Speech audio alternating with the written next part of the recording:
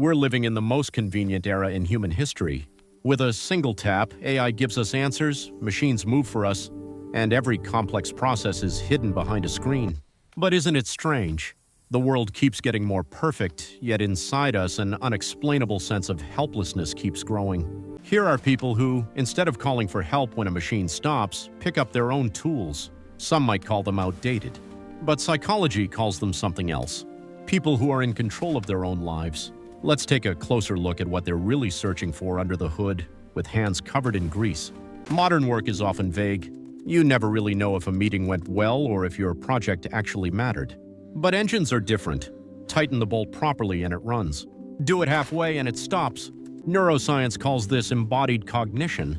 When your hands, covered in grease, touch cold metal, your brain finally disconnects from abstract anxiety and reconnects with reality. In a world where results are unclear, the garage becomes the only place that tells you, I got this right.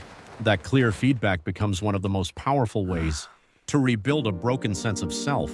Because engines don't lie. Maybe the real reason we're drawn to fixing cars was never about the car itself. Maybe it's about something else.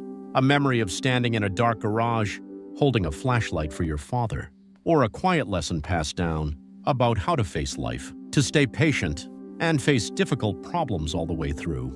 That silent teaching was delivered through a grease-covered wrench. That's why fixing something isn't just a skill, it's a legacy, a way of life, passed from one generation to the next. And the moment we pick up a tool, we become someone's proud son, someone's proud daughter again. The car is just a metaphor. Right now in your life, something needs fixing. Is there in a your broken life. engine? Look closely. You've left with the hood it's time open, to face it. waiting for someone else to fix it? This broken engine is Maybe your it's a challenge. relationship. Confront it. Maybe it's your career.